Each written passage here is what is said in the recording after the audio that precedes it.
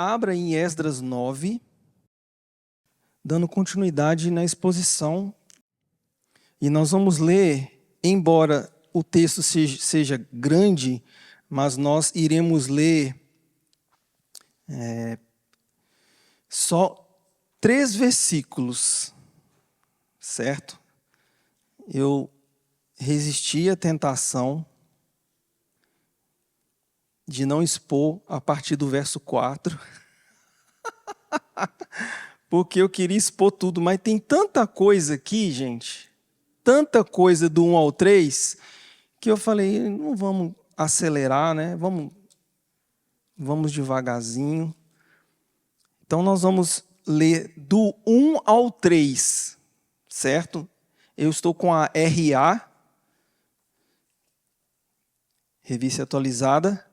Eu quero ler, depois eu vou orar, eu pretendo contextualizar aqueles que podem estar esquecidos de alguns pequenos, mas importantes detalhes, e a gente vai para o texto, tá bom? Esdras 9, do 1 ao 3, diz assim: Acabadas, pois, estas coisas, vieram ter comigo os príncipes, dizendo: O povo de Israel e os sacerdotes e os levitas não se separaram dos povos de outras terras com as suas abominações.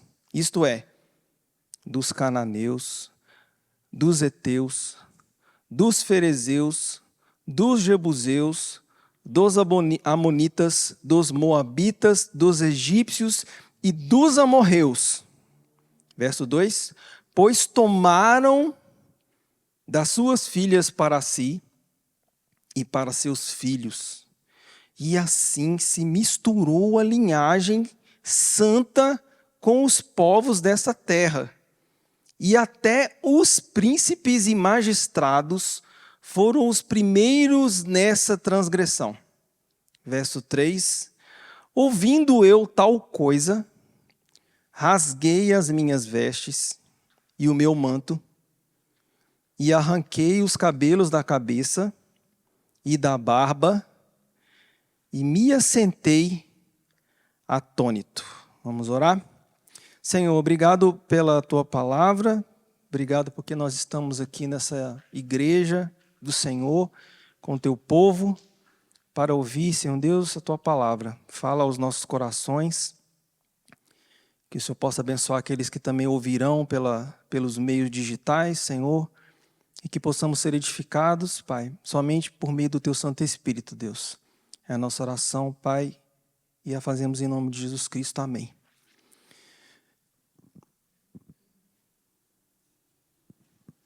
Esdras havia chegado na terra diante de uma viagem de praticamente 6 meses, como eu falei para os irmãos, né? E ele fez essa viagem, Deus cumpriu a promessa que tinha feito a Esdras, e o povo chegou, e junto com o povo chegou tudo que o povo levou. Ou seja, muito dinheiro. Dinheiro no bolso. Pois então o povo tinha muito dinheiro. E o povo saiu com muito dinheiro da Babilônia e chegou com esse muito dinheiro em Jerusalém. Chegou são e salvo. E ele chegou em Jerusalém para reconstruir. Lembrem-se que nós estamos tratando do que, crianças? Da reconstrução, exatamente. Eles saíram de uma cidade grande, top das galáxias, que era aquela cidade. A cidade mais top da época era que eles estavam morando, Babilônia. Passaram por um deserto para ir para uma reconstrução de um templo muito inferior ao templo que existia, com uma cidade sem proteção, porque ainda não tinha muros na cidade, e com as casas todas precisando ser reconstruídas. Isso, eu estou falando das coisas físicas, né? Sem falar da identidade da nação. E é isso que vai ser tratado nesse texto. Porque quando a gente trata de reconstrução, e quando a gente está pensando sobre reconstrução, e quando a gente reflete e pensa de forma analítica sobre reconstrução, curiosamente, nossos olhos se voltam para o templo, para o muro, para as casas, e isso faz parte da reconstrução. Mas não podemos perder de vista o fato de que Deus está reconstruindo novamente o seu povo, a sua identidade, o seu culto, o seu temor. Deus está reconstruindo a relação desse povo que foi punido por Deus. Não podemos perder isso de vista. Se o povo está reconstruindo algo, está reconstruindo porque foi destruído. E se foi destruído, e de fato foi destruído por promessa e profecia de Deus, que se o povo não se arrependesse dos seus pecados, eles iriam pagar. E eles pagaram. Então tenha isso na sua mente, esses fatos, inclusive históricos, de que Deus puniu o seu povo. Certo?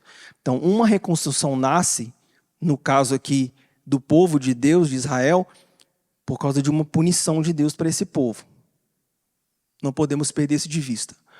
Outra coisa que nós não podemos perder de vista, estamos diante de uma reconstrução lenta, e eu tenho batido nessa tecla. A reconstrução não é rápida, não é vira uma página e que lindo, está tudo reconstruído. Você instala e abre tudo, né? Um aplicativo que você clica e tudo abre. Não funciona assim. A coisa é lenta, é um processo. Se utiliza de pessoas, de gerações. Inclusive, a gente está numa segunda geração aqui. Já se passaram praticamente 70 ou 80 anos dessa reconstrução, desde o começo de Esdras 1. E para a gente fechar todo esse contexto, depois que eles chegaram, entre o final do verso 36 e o 9:1, nós temos 4 meses. Se você pula o olho do 36 para o 1 do 9, se passaram 4 meses. Ah, que beleza. E nesses 4 meses, e que Esdras chegou com toda a sua comitiva, praticamente 1.500 pessoas, para ajudar na reconstrução, e Esdras chegou para assumir a liderança daquele povo, conforme a gente viu no capítulo anterior a esse, que o rei Artaxerxes delegou para Esdras a autoridade, inclusive a autoridade civil para aplicar pena capital. Então Esdras tinha autoridade espiritual, mas Esdras também tinha autoridade civil. Ele era um magistrado, tinha autoridade de um juiz e tinha autoridade de um executor. Ele podia tomar os bens daqueles que não obedecessem às leis. E quais leis? As leis do povo de Deus.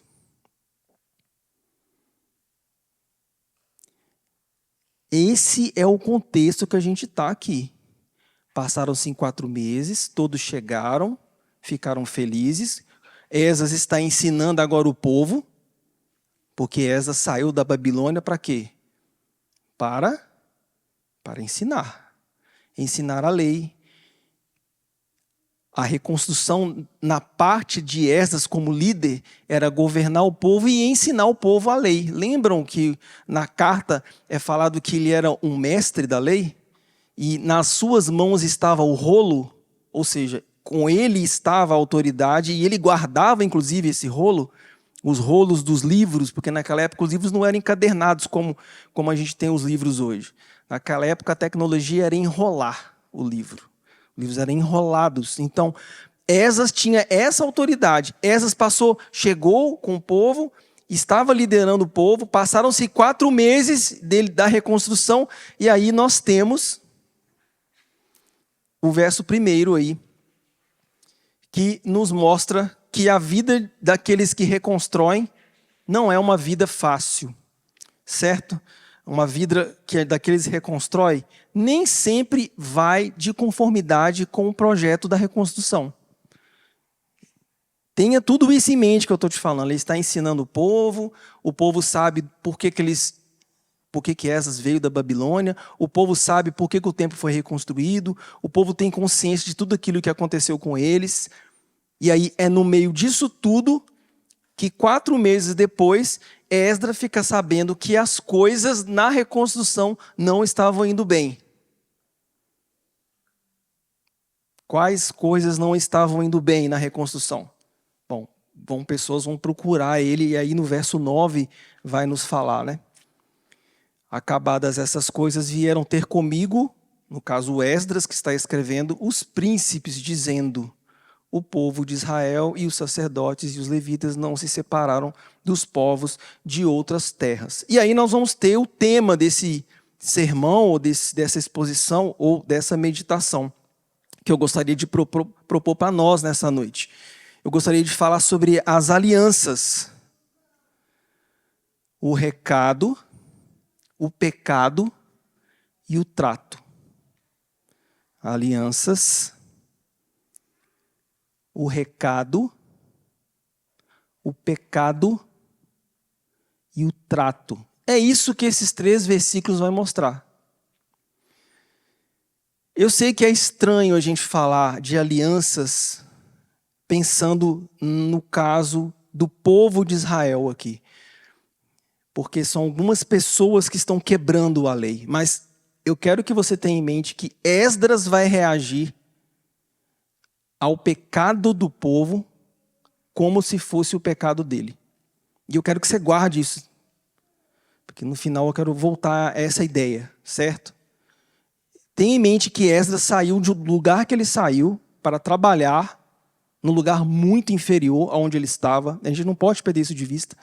Mas Deus chamou ele para isso, ele tinha convicção disso.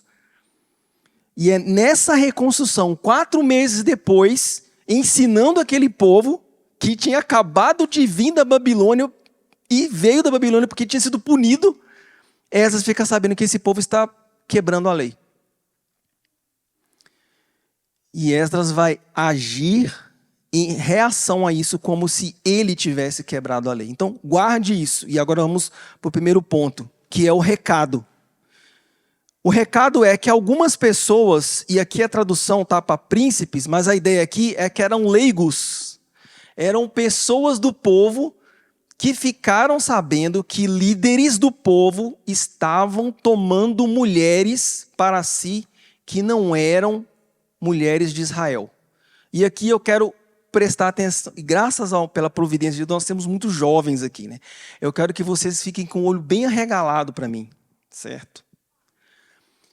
Porque eles estavam procurando namoradas fora do povo de Deus. É isso que está acontecendo aqui. Não só namoradas. Eu vou mostrar para vocês o que eles fizeram. Eles estavam procurando pessoas que a Escritura, que a Bíblia foi muito clara em dizer que não era para procurar. Muito menos para se casar. Os textos que tratam disso estão lá em Deuteronômio, para aqueles que quiserem olhar depois, 20 e Deuteronômio 21. Esses textos falam que de todas as mulheres daquela época, algumas mulheres o povo de Deus não deveria se relacionar, e muito menos se casar. Por quê? Porque essas mulheres iriam fazer com que o coração desses homens se afastasse de Deus, se afastasse da lei de Deus. Estão entendendo o que eu estou falando, jovens? Elas eram bonitas, sim, eram bonitas. Elas eram desejáveis, com certeza eram, e os homens também. A questão toda não está nisso. A questão toda está no fato de que Deus se preocupa com o povo dele em se manter em santidade, ou em manter a linhagem, porque a preocupação do texto aqui é que a linhagem continuasse sendo santa. E em linhagem eu estou falando que os filhos fossem de uma união de 2 pessoas da mesma nação, no caso a nação de Israel. Esse é o princípio aqui, de não se misturar a raça, mas vai muito além desse princípio. O que Deus está cuidando do povo dele aqui é para que o coração do povo não se afastasse dele. Como nós temos o grande exemplo de Salomão, que todas as meninas e todos os meninos que eu dei aula de adolescente sabem muito bem a história, inclusive sabem detalhes da história. Né? Ele disse, eles sabem detalhes, é incrível. Então, se envolveu com muitas mulheres, obviamente ele vai ter que se envolver com os deuses dessas mulheres, com aquilo com que elas creem. obviamente a casa vai ficar dividida. E, obviamente, o homem vai ter que ceder à mulher, ao invés de obedecer a Deus. É isso que está acontecendo aqui. Só que o problema principal que nós temos aqui é que não eram pessoas comuns que estavam cometendo isso. Não eram jovens lá do templo que estavam fazendo isso. O que, pela Escritura, isso já seria um absurdo. O que o texto está mostrando é que aqueles que deveriam ser o exemplo eram os que estavam fazendo. E aqueles que provavelmente poderiam cair nesse pecado, os leigos, é que está vendo os líderes errando e está procurando Esdras para informá-lo das atitudes dos seus líderes. Alguns dos líderes das tribos, bem como alguns sacerdotes levitas, haviam se casado, meus irmãos, com mulheres gentias cananeias. É isso que está acontecendo aqui. Cerca de 100 líderes, entre sacerdotes, levitas e magistrados, segundo os comentários estudiosos. Homens que estavam no topo, que cuidavam da liderança, não só das suas casas e famílias, mas do povo. Esses homens estavam se casando com mulheres que a lei proibia. Isso é um ponto. O recado foi dado por pessoas que se preocupavam com a nação. E aqui eu quero que você tenha em mente de que não é fofoca. Existe uma diferença entre fofoca e cuidado com o povo de Deus. Quando há cuidado com o povo de Deus, as pessoas procuram para ajudar. Estão entendendo? Elas não procuram para informar ou para espalhar a notícia.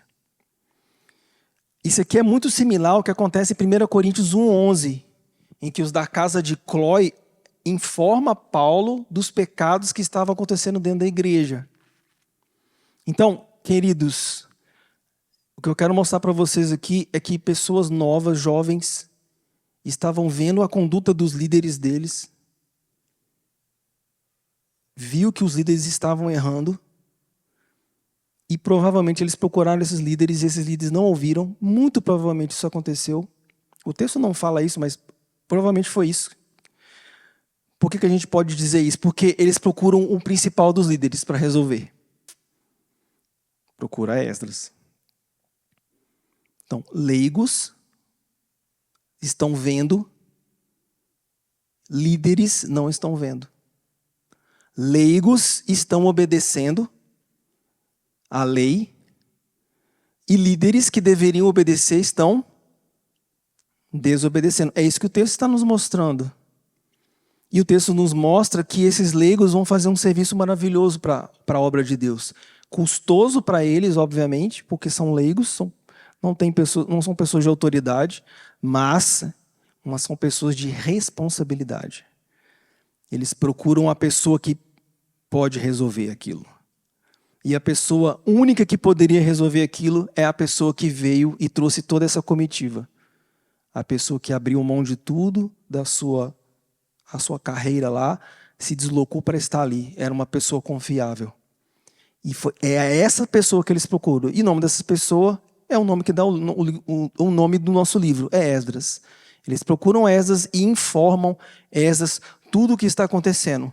E eu quero, para finalizar o recado, eles informam os detalhes do que estava acontecendo. Primeiro, eles informam que eles estavam se casando com mulheres gentias, cananeias. Segundo, eles informam que esses homens estavam dando seus filhos para fazer a mesma coisa. Então, não só eles estavam pecando, mas eles estavam fazendo com que os seus filhos, ao invés de andar na lei, andassem fora da lei. Incentivando e entregando eles a mulheres cananeias. E para fechar a tampa aí do desespero, nós vamos ter homens que eram casados, líderes que estavam se separando das suas mulheres para casar com essas mulheres. É isso que nos mostra o texto.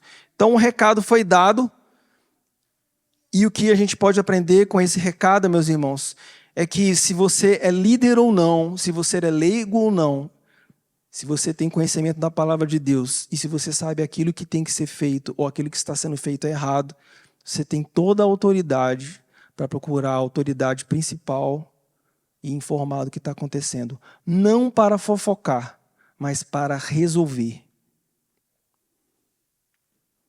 Eles procuraram Esdras para resolver um problema que estava na terra deles. Eles tinham consciência desse problema e eles não se calaram diante disso. Eles poderiam falar, não tem nada a ver com isso. Isso é problema da liderança. Isso é problema de Esdras com os sacerdotes, levitas e magistrados. A gente não tem nada a ver. Poderiam. Mas não foi isso que eles fizeram. Os leigos se levantaram, procuraram Esdras e falaram, olha, está acontecendo isso aqui. Isso é muito sério, você sabe. Você é o homem da lei. A gente precisa te informar isso. Esse foi o recado, meus irmãos, não é? Dentro do recado nós temos o pecado. Qual que é o pecado, Ramon? O casamento entre duas pessoas de povos diferentes? Não.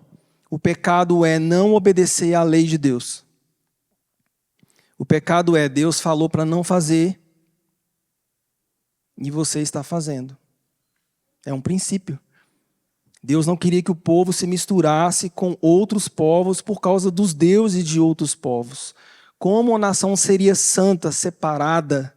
Como uma nação poderia se dizer que pertencia somente a Deus se no seu território havia outros deuses? Estão entendendo, meus queridos irmãos?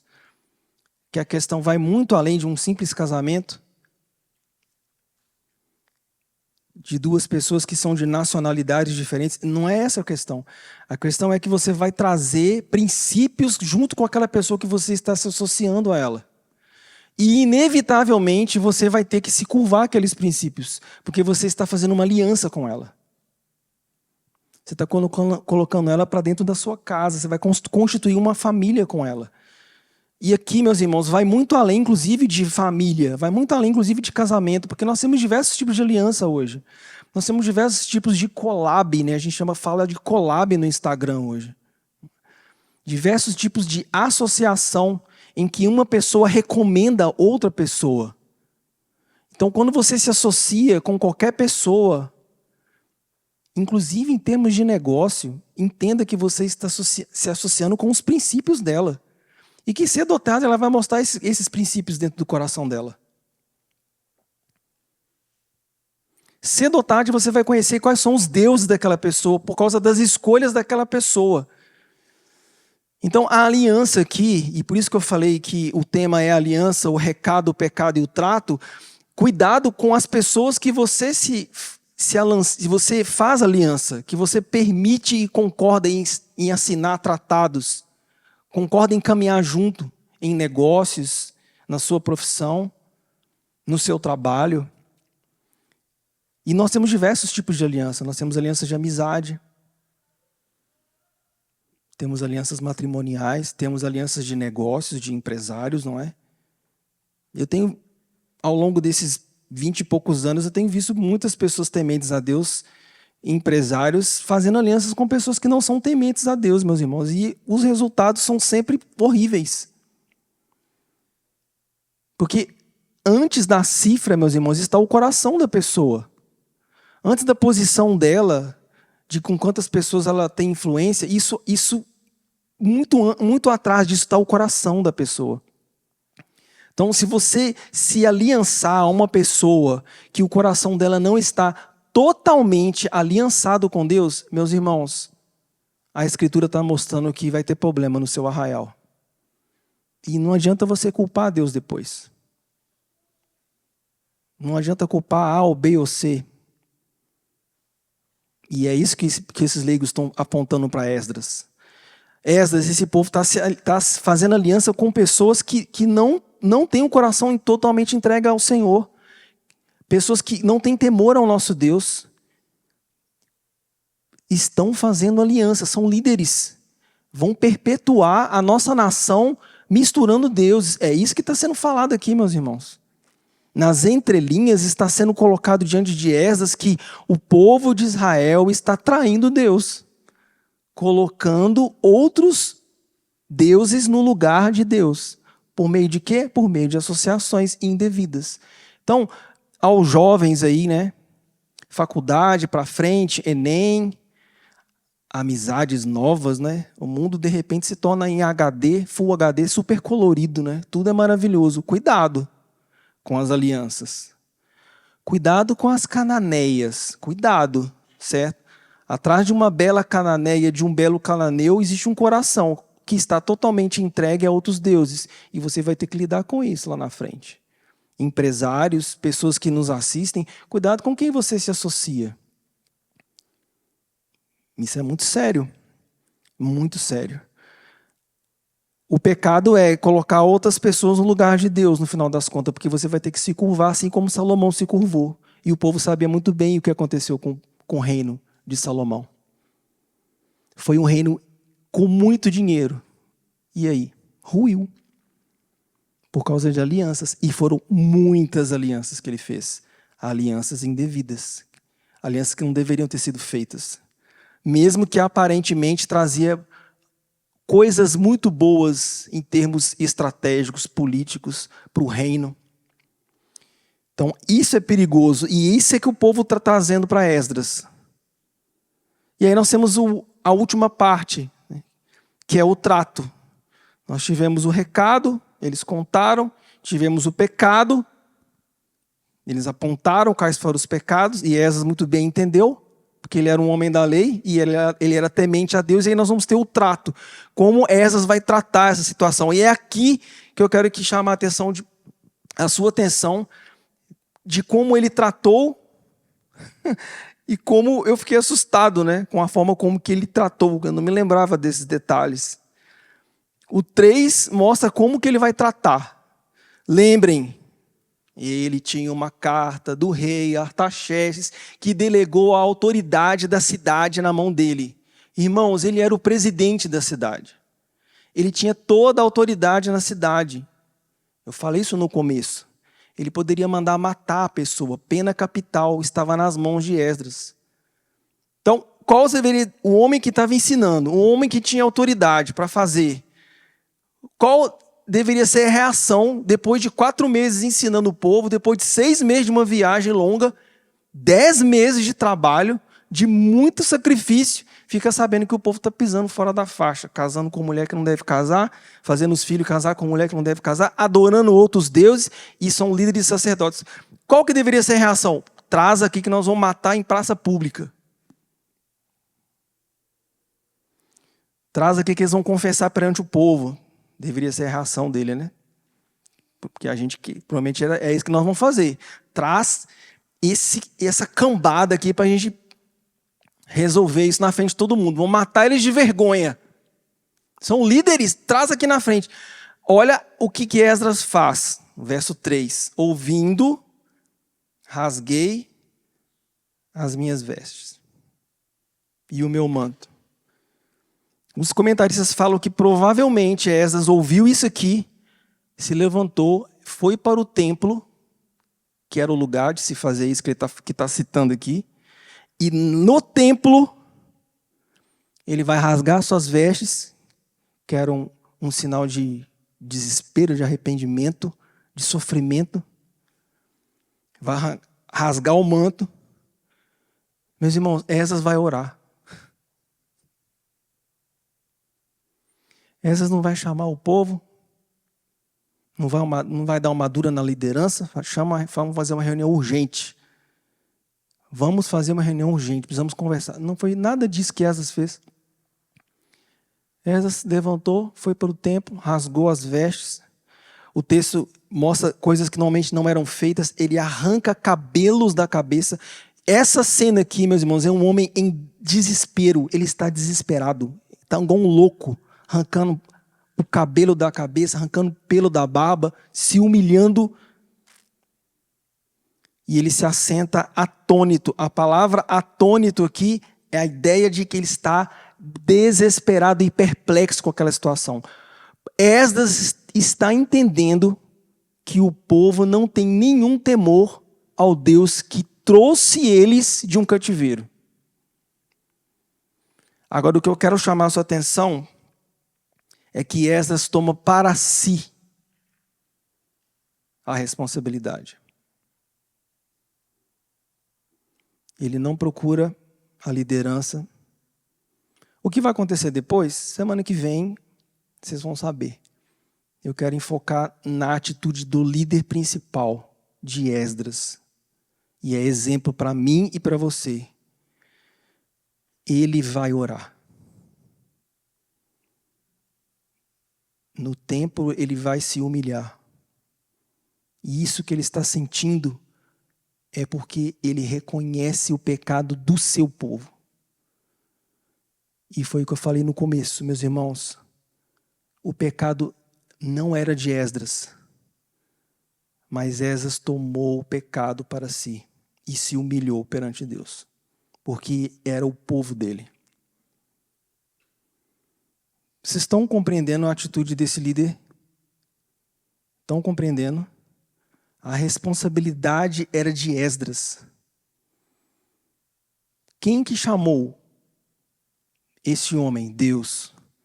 Esse homem conversou com Artaxerxes. Esse homem trouxe o povo para uma reconstrução. De quem que é a responsabilidade se o povo está errando? De Esdras. É isso que o texto está mostrando. A responsabilidade, queridos homens, meninos, é nossa, como homens, liderar. E a gente aprende, meninos, duas formas de liderar. A gente aprende como liderar e a gente aprende como não liderar. Deus me deu a oportunidade de, até os 12 anos de idade, ver como eu jamais deveria liderar a minha família, por meio do meu pai. E eu louvo a Deus por isso. Porque os erros dele eu não vou cometer. Deus nos ensina como fazer e Deus nos ensina como não fazer.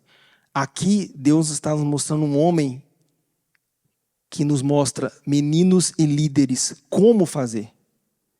O povo está pecando, a liderança está errando, eu vou me humilhar.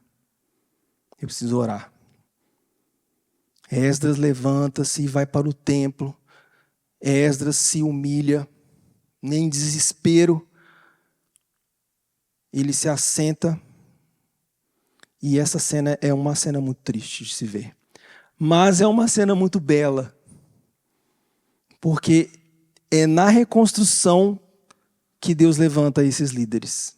Gente, Esdras é um exemplo. Esdras é um exemplo de um homem. Eu acho que vocês estão entendendo que esse homem tinha o poder de matar esses líderes. Ele poderia fazer isso. E seria, aos olhos, nossos olhos, seria o correto de se fazer. Afinal, eu estou ensinando há 4 meses, eu estou ensinando, e é isso que eles fazem, e eles são exemplos. Eles já eram líderes em Babilônia, eu trouxe eles, e é isso que eles estão fazendo, então eu vou matá-los. Ou vou dar um sabão neles. Não, Esdras vai perante Deus. Ele procura Deus e procura o Senhor, e lá ele se humilha. Alianças, meus irmãos.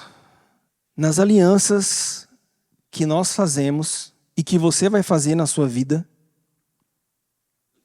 cuidado com as pessoas que você se associa. Tenha cuidado com os cananeus e com as cananeias. Cuidado com eles. Quando você ficar sabendo aquilo que está errado, procure a pessoa correta para resolver. Não fica fazendo fofoca. Procura alguém para resolver aquilo. Alguém que você sabe que é piedoso, que é líder e que é uma pessoa que vai resolver. E por último, quando você ficar sabendo que há pecado próximo de você, ou na sua igreja, ou na sua família, faça como Esdras.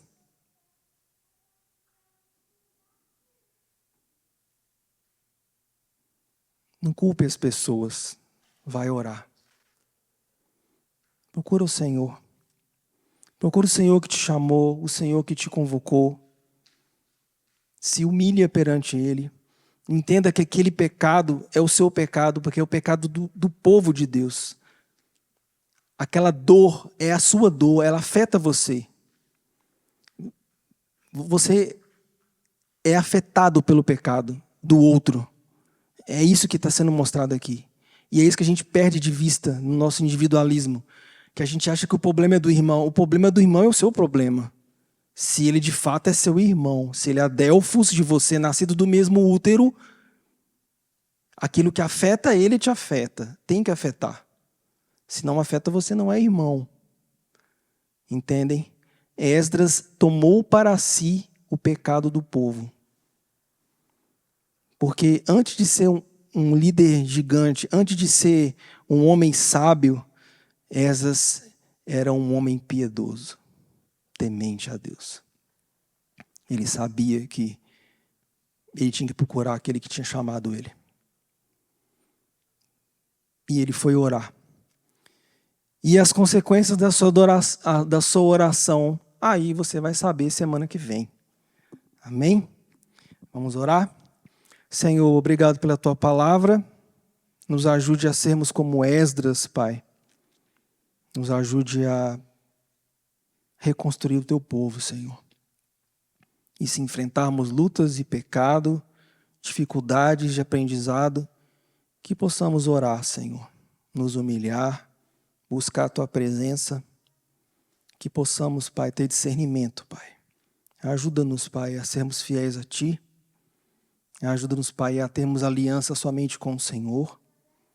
Ajuda-nos, Pai, a não trair o Senhor com outras alianças, com outros interesses que não sejam ditados pelo Senhor, Pai.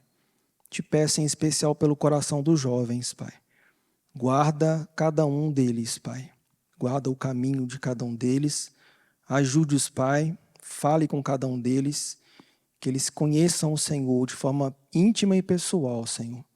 É a nossa oração e a fazemos em nome de Jesus Cristo. Amém?